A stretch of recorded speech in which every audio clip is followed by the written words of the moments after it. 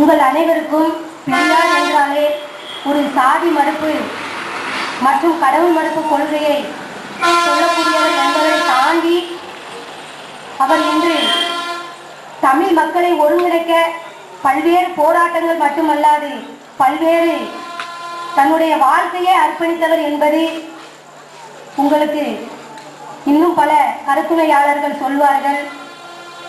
அவர் அத்தோடு மட்டுமல்லாமல் பார்ப்பனியத்திற்கு முதல் எதிரியே பெரியார் என்பது என்னுடைய ஆணித்தரமான கருத்து. இன்று இருக்கக்கூடிய தமிழர்கள் பிரிந்து அத்து வேற ஆணி வேற பிரிஞ்சு கிடக்கிறதுக்கு முதல் காரணமே வடக்கே இருந்து வந்திய ஆரியர்கள் தான். குறிப்பாக சொல்ல போனால் பார்ப்பனியர் என்று சொல்லக்கூடிய பிராமணர்கள். அவர்கள் தாங்கள் வாழ வேண்டும் என்ற உள்நோக்கத்தோடு இன்று நம்மளுடைய தமிழ் சாதியை தமிழர்களை அக்கு வேற ஆணி வேற பிரித்து போட்டு ஒரே ஒரு சூழ்ச்சியை மக்கள் மத்தியில் கொண்டு சென்று அந்த மக்களை கடவுள் என்ற பெயரால் இன்று பிரித்தாழ்ந்து சூழ்ச்சியத்தோடு ஆட்சி அதிகாரத்தை கையில் எடுத்து இன்று வாழ்ந்து கொண்டிருக்கிறார்கள். பார்ப்பனியத்திற்கு முதல் எதிரி பெரியார் தான். இந்து மதத்தை இந்துசத்தை இந்த தமிழ்நாட்டிலிருந்து விரட்ட வேண்டும் என்றுதான் அவர் கனவு கண்டார். ஆனால் அவருடைய கனவு இப்பொழுது நினைவாகி கொண்டிருக்கின்றது. அத்துணை தமிழர்களும் தமிழ் ஜாதியாய் ஒன்றுபட்டால் மட்டுமே நம்மளுடைய பெரியார் கனவை நிறைவேற்ற முடியும். இன்று பெண்கள் இந்த அளவுக்கு முன்னேறி இருக்கிறார்கள் என்றால் அதற்கு காரணமும் பெரியார் கொடுத்த கருத்துக்கள் தான்.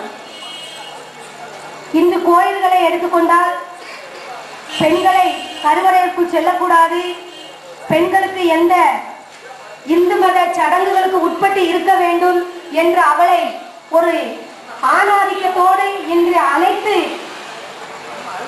ஆணாதிக்க சிந்தனைவாதியர்கள் பெண்களை அடக்குபவருக்கு காரணமும் இந்த இந்துதான். இந்த இந்துசியம் தான் இன்று பெண்களை அடக்கி ஒடுக்கி அவளை இதை தாண்டி வெளியே போகக்கூடாது, பெண் என்பவர் ஒரு ஆணுக்கு கட்டுப்பட்டு தான் இருக்க வேண்டும் என்று கூறுவதே இந்த இந்துசியம் தான். இந்த இந்துசத்தை ரொம்பவே கடிந்து போராட்டம் நடத்தியவர் தான் இந்த பெரியார்.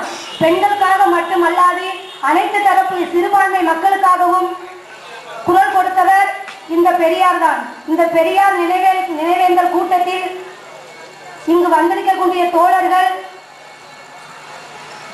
அனைவரும் பெரியார் சாதி மறுப்பு மட்டுமல்லாது கடவுள் மறுப்பு மட்டுமல்லாது பெண்களுக்காகவும் சிறுபான்மை மக்களுக்காகவும் என்னென்ன விஷயங்களை கருத்துக்களை எடுத்துரைத்தார் என்பதை இங்கு இருக்கக்கூடிய மக்களுக்கு பதிவு செய்ய வேண்டும் என்று கேட்டுக்கொண்டு எனக்கு வாய்ப்பளித்த அத்தனை நல்ல உள்ளங்களுக்கும் நன்றி கூறி விடைபெறுகிறேன். நன்றி, வணக்கம்.